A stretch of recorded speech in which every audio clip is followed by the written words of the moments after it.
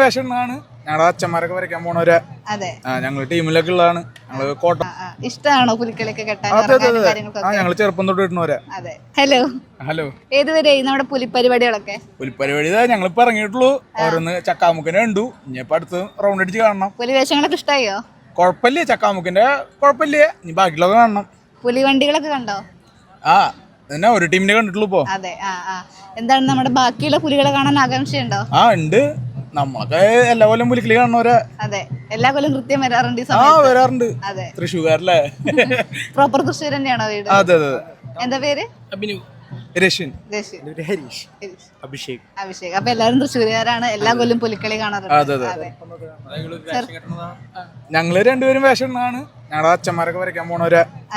ഞങ്ങള് ടീമിലൊക്കെ ഉള്ളതാണ്. ഞങ്ങള് കോട്ടപ്പുറം ദേശമാണ് മെയിനായിട്ട്. പിന്നെ പൂങ്കുന്നം, പിന്നെ കാര്യട്ടുകര. അപ്പൊ ഈ കൊല്ലം വരയ്ക്കാൻ പോയില്ലേ.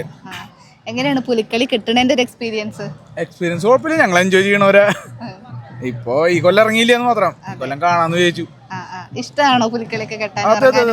ഞങ്ങൾ ചെറുപ്പം തൊട്ട് കിട്ടുന്നവരെ.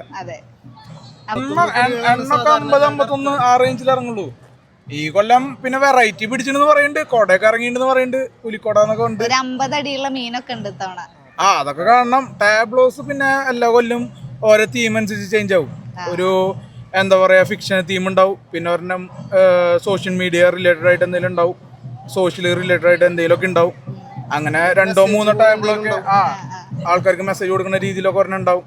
അപ്പൊ ഈ കൊല്ലം ഓരോ ടീമിന്റെ കാണണം. ഇപ്പൊ ചക്കാമുക്കന്റെ ഒരു കോർപ്പറേഷന്റെ ഒരെണ്ണം വന്നിട്ടുണ്ട്. പിന്നെ ഒരെണ്ണം ഗീവർഗീസ് പുണ്യാളുടെ ഒരെണ്ണം കണ്ടു.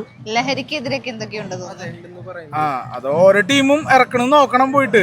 ഞങ്ങളിപ്പോ ഒരു ടീമിനെ കണ്ടിട്ടുള്ളൂ. ബാക്കിയുള്ള ഇനി എക്സ്പ്ലോർ ചെയ്യണം. ഓക്കെ, ഹാപ്പി ആണോ?